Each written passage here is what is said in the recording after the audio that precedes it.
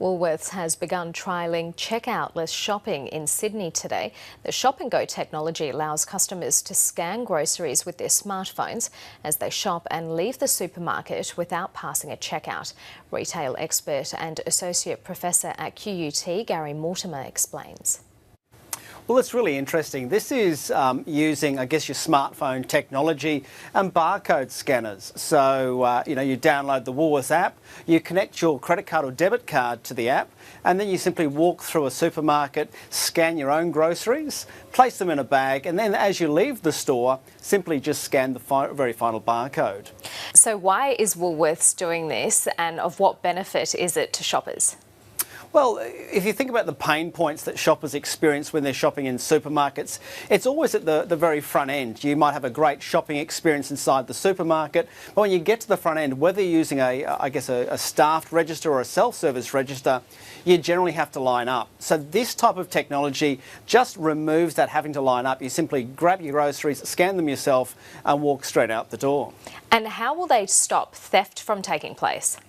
Well, I guess that's always challenging, and I think Woolworths and Coles to some extent found the same thing was taking place when they moved to self-service technologies. There's always going to be, I guess, a very small minority of shoppers that do the wrong thing. I don't think this technology is going to increase that in any way. It is just one of the factors of, I guess, retailing today. There's always going to be a minority that do the wrong thing.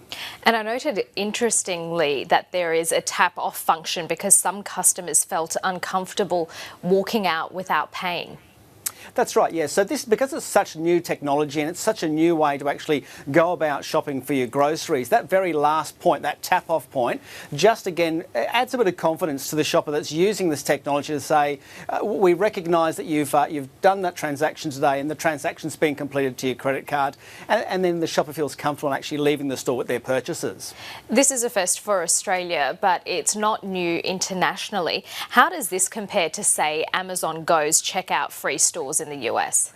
Well, if you look at the Amazon Go technology, in this case, you're actually not scanning anything. You're simply walking into an Amazon Go store, taking the items off the shelf, popping them straight into your backpack or into your bag, and walking straight out the store. So at no point are you using a smartphone to scan groceries in an Amazon Go store. Tesco ran a similar model, but in that case, you actually had a handheld scanner and scanned items individually. This technology is taking a mobile phone that you've got in your purse or in your handbag and using that as a scanner and using that as a tap and go facility to transact those goods straight to your account.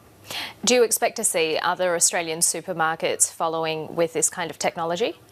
Yeah, I think that pain point of lining up at the front of the store is always something that's a challenge for shoppers, and it's a challenge for supermarket retailers to manage. I think this is now a third option. So, you can go to a staffed checkout, you can go to your self-service checkout if you wish, or if you're in a rush, pop in, grab some items and walk straight out and tap and go as you leave. So I think this type of technology will start to expand across not just Woolworths but other retailers. And what's the kind of time frame that we're looking at where we won't be having checkout people at all?